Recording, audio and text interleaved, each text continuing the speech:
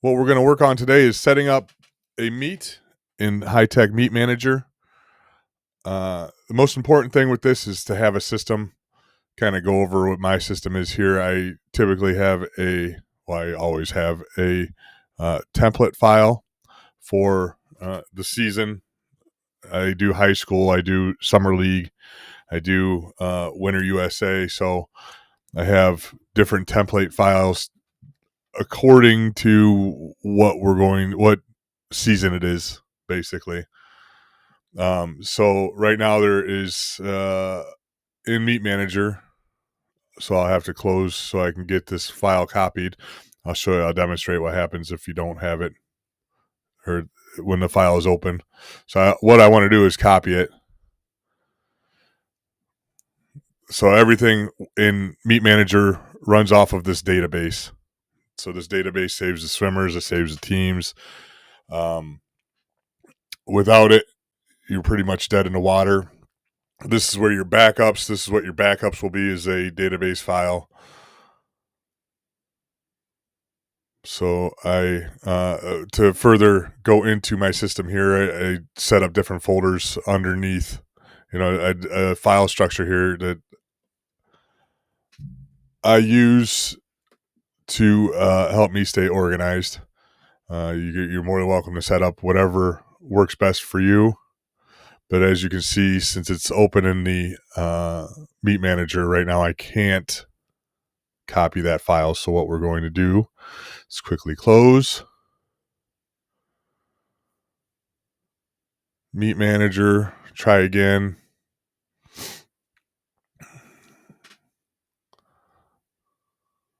And I will always rename my file to whatever the meet is.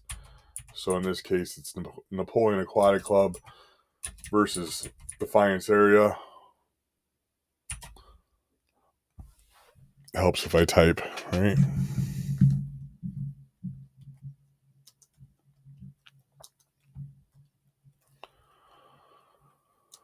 And then I put the date with that.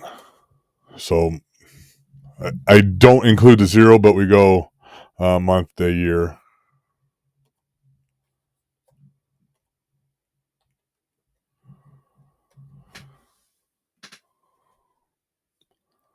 All right, so now we go back to Meet Manager.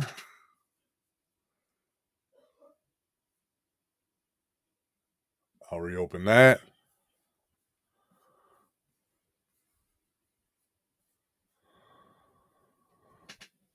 Depending on your license, you'll see a different screen there too. Or you might not see the screen at all.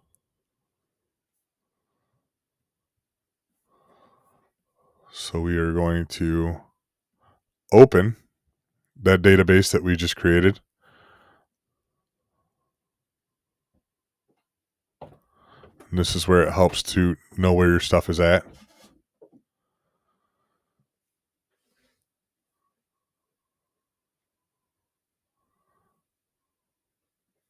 And as you can see, it's noted up here, the file location as well as the name of the file.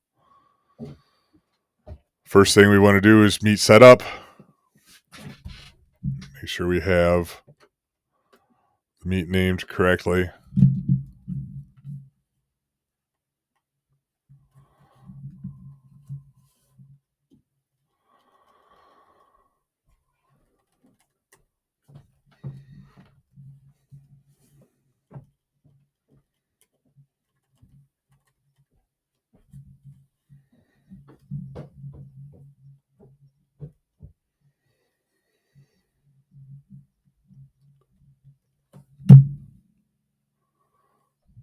Facility name. So this is all part of my template too. Do this according to your specific needs. And then I do my dates. We really don't run a super tight ship when it comes to our dual meets. So I just make all these dates the day of the meet.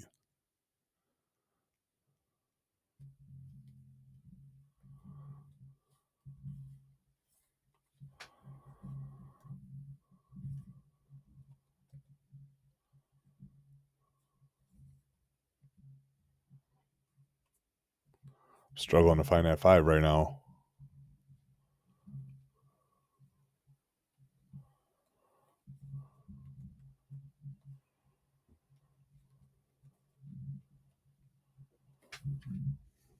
Wow, I really butchered that one.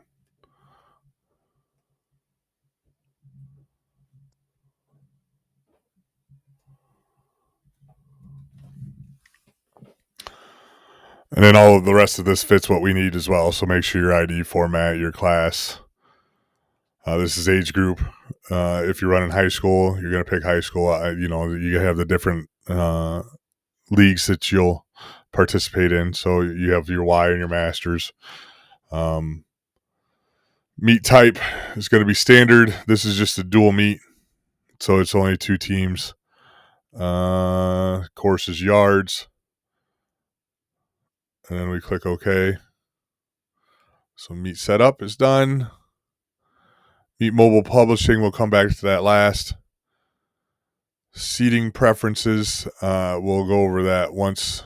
I'll just give you a quick look in here. So really the only thing that, you want to make it according to your needs here as well. So we're doing, in the summer, we do 8 lanes. So that's okay. And that plays into this here in a little bit.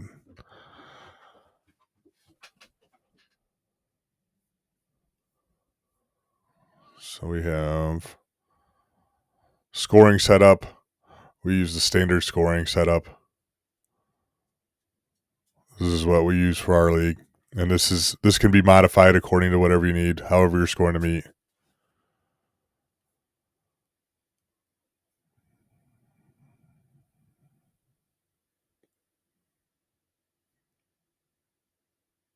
Reporting preference is another good one to look at.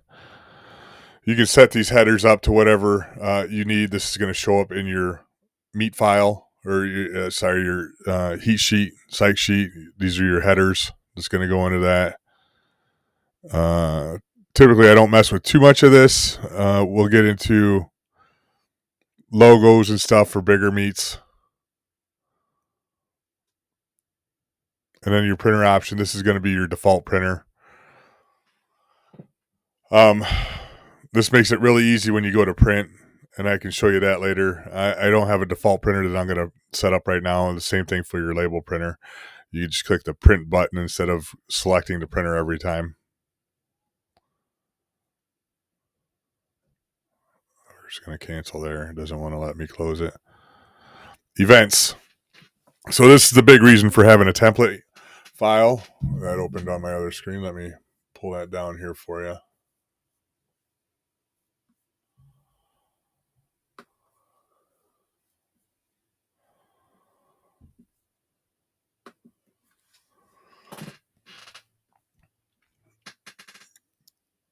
So with the age group meet, we have 90 different events, and it really makes it nice when you don't have to go through and do 90 different events.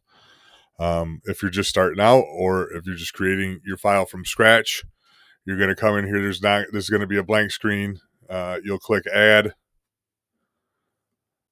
You can put the event number. So 91 would be the next one in this order logically. You select what type of event it is. So it's either individual or relay. Alternating genders. Every time you click OK, it's going to go from, like if you started with boys, the next one will be a girls event. For us, we do our odd numbers are girls events, our even numbers are boys events, or women, men. You can also select mixed here, and that's going to allow you to put both genders into one event. We have 8 lanes, so we want to make sure this is set up correctly. This is going to be the age group you're going to start with. You can break it down. You can do a custom age range.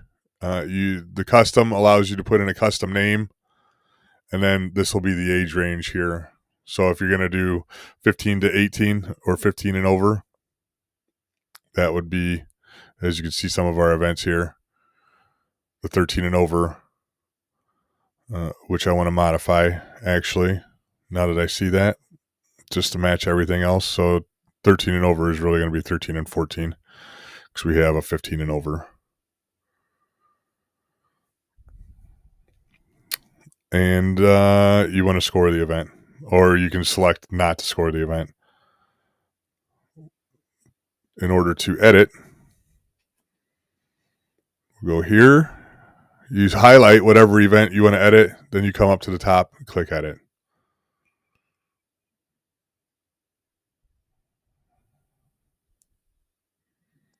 Simply change that to 13-14. So event 9 is now girls 13-14 instead of 13 and over. And you can see that was your custom name that also shows up under your age group.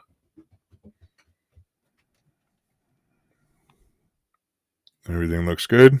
Okay.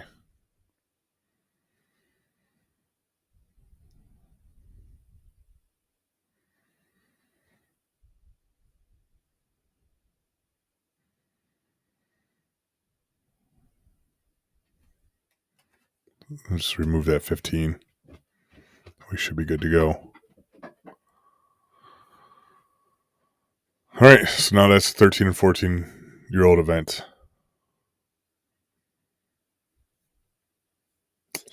And events go into a session.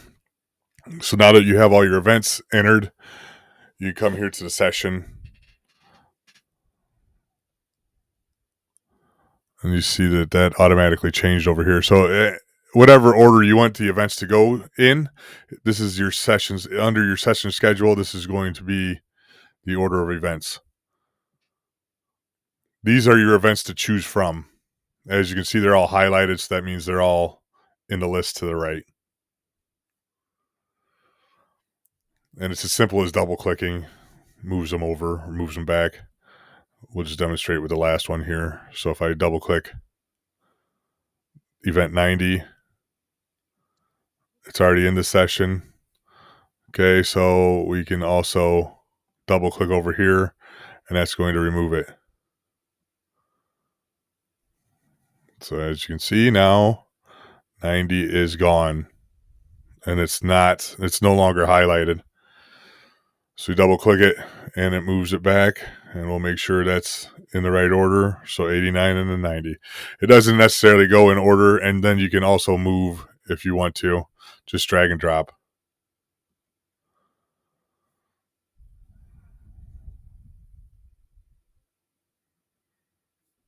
Then we'll make sure we're good again.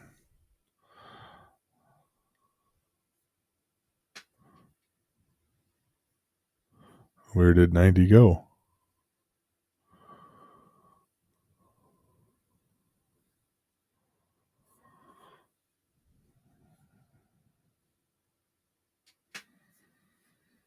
Well, there it is. I moved all the way up here. So we're going to drag back down. And there it is. So we're back. So that's why we double check. You can also delete one, move all, remove all. So move all is going to take and move everything in the event list to the session schedule. Remove all is going to take them off of the session schedule. That should be all we have to do here. The next thing we're going to need to do, we have some files that we received from coaches. This is our entry files. In order to bring in an entry file, simply import entries. Easy enough, right? Where did I put them? There they are. So here is part of my organization that I failed to do ahead of time. So we're going to select both files. Maybe not. We're going to go to our file folder and select both files and put them in the right spot. So back to my downloads. And for those of you that haven't done it before, usually you get these via email. Also, coaches will bring them on a flash drive sometimes. Then I go back to my little structure here.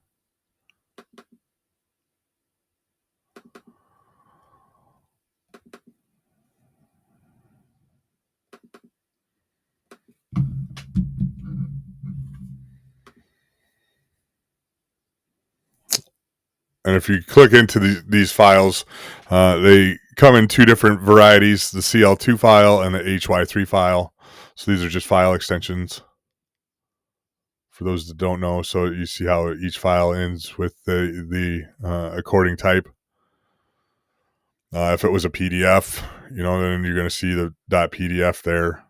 If it's a Word file, you're going to see the DOC or the DOCX file. This is how Meat Manager operates with these two types of files. Now we're going to import those files. Let's go back and try that again. We have our entries. Go to the file that they're located in.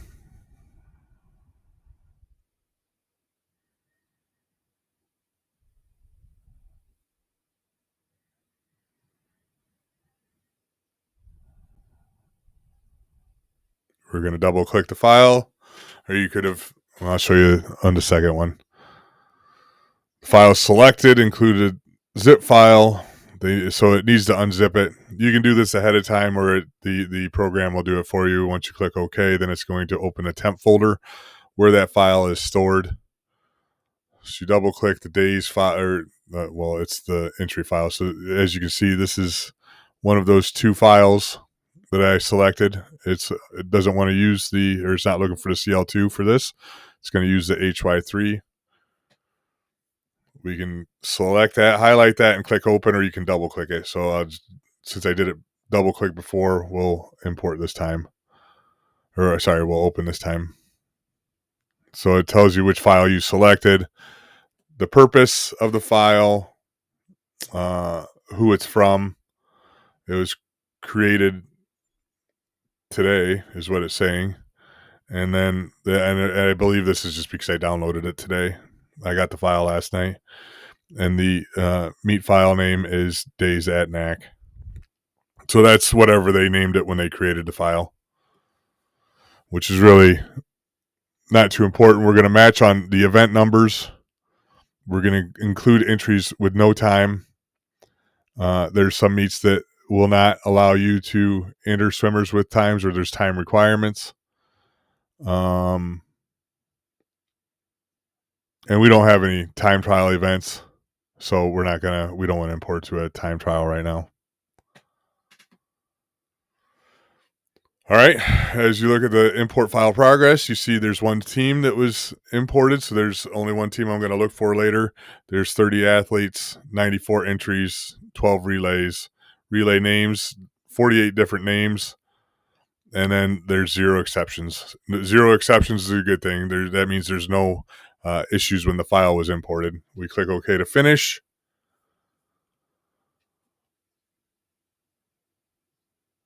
Now, in order to check that, and there's only one team, so it's pretty easy to check right now.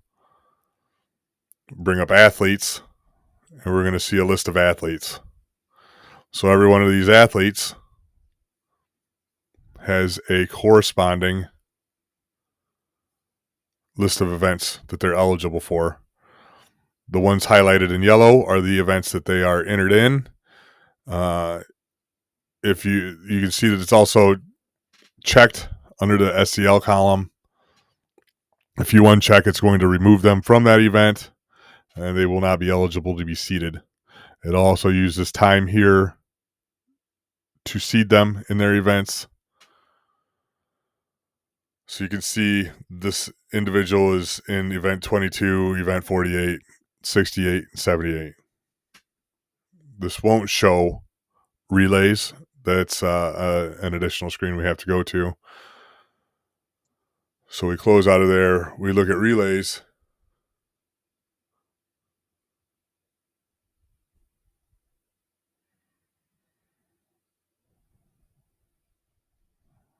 Oh, we might look at relays. Here we go. Look at the relays. So you select any one of the relays. We can see that in the girls 8 and under, the Days Blue Dolphins, they're a relay. They only have one relay entered, and that relay has these 4 swimmers, and this is the order those 4 swimmers are in.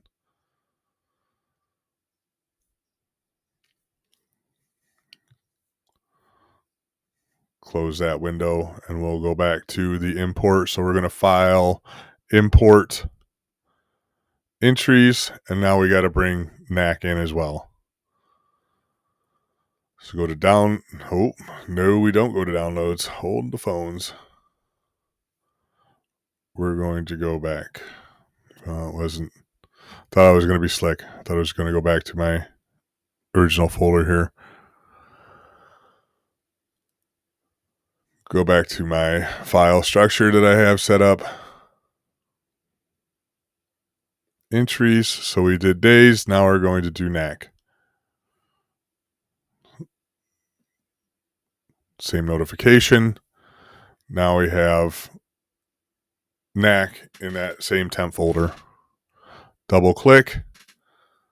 File purpose. Hy-Tek customer. So it's Napoleon. We're created it today. It's once again, I do believe that's the download date. That's not when the file was created. File name, NAC versus days. Same boxes are checked here. Click OK. 0 exceptions. That's what we're looking for. I mean, if you have specific numbers, like if you want to verify that with the team, but there's other ways to do that, better ways to do that. Click OK. Check real quick, make sure we have NAC athletes.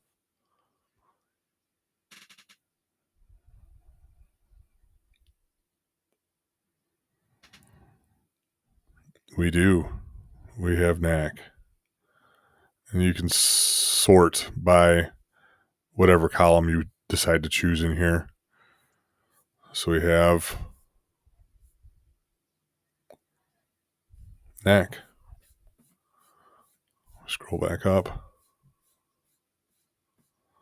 You can also do it by team at the top, and I'll show you that here in a second. Let's do that the fast way here. And you can see it was sorted. Days is at the top, NAC was at the bottom. You can change the way that's sorted. Well, maybe not. Maybe I was wrong there.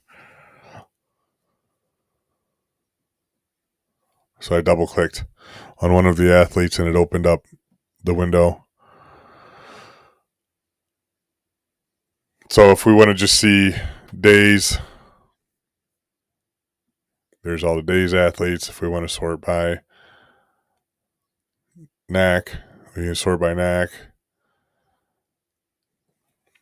That comes in handy when we get into bigger meets. Sort by gender, all events, eligible only, entries only. There's list goes on, right? Sessions all. So this is only a dual meet, so there's not more than one session. For those of you that don't know what session would be, like a weekend meet where you have a bunch of kids doing, let's say 8 and unders in the morning, and you have 10 and older or 9 and older at night or in the afternoon. Or if you have a prelims finals, that would be session 1 and session 2. Prelims is session 1, finals would be session 2. So we'll close out of athletes. Now we finish our setup here. So seating preference. The home team, we're going to do 1, 3, 5, 7. Away team, we're going to do 2, 4, 6,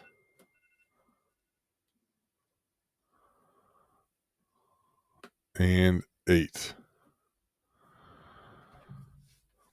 We're going to use the lane assignments above. I'm not too worried about having strict assignments on all heats. Right now, this is going to be a pretty laid back kind of meet. You can also do strict assignments on the fastest heat only if there's multiple heats, and say your first heat is going to be, or sorry, your last heat is going to be your fast heat. Alternate the use of lanes, of unassigned lanes in odd pools. So this is if there's only 7 lanes, it's going to switch that back and forth who gets what lanes. We click OK. Now we go to seating. And that once again opened on my other screen. Just a second here. We're going to pull that screen down.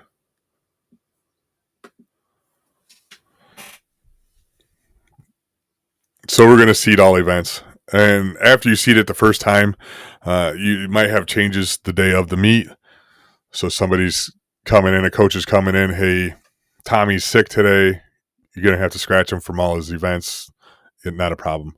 So you scratch them and then you come back in here and select the events, or you can select all and just reseed again.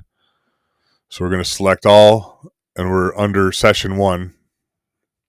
You can also, if this is a invitational, you would, if you got to reseed all days, you could go to all events, or if you got to seed them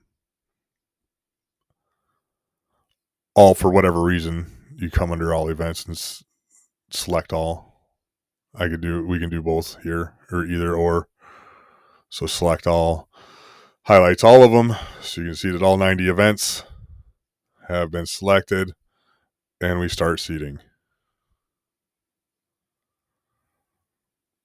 And you see the progress down here. So 88 out of the 90 were seeded, so there's probably some events that there are not kids entered in. Click OK. Now we come, we can close out of this screen. You go to the run screen, and this is where you will run your meet from.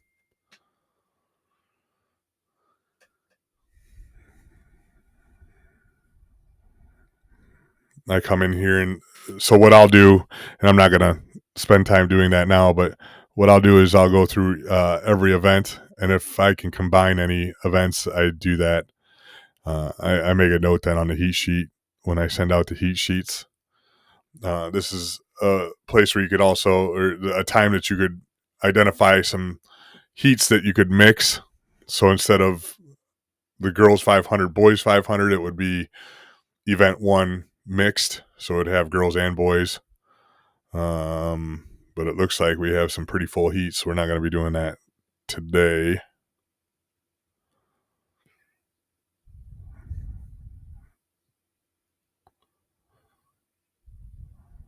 Yeah, it looks like we have 7 in each heat, so that's pretty impressive for a dual meet in the summer league.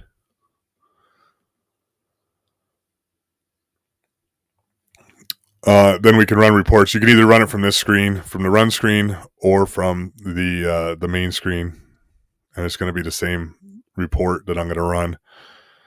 I'm going to do a psych sheet so I can send that to the coaches after I get done seeding the meet or moving kids around. It'll be the meet program. I'll send out the meet program, so that's the heat sheet.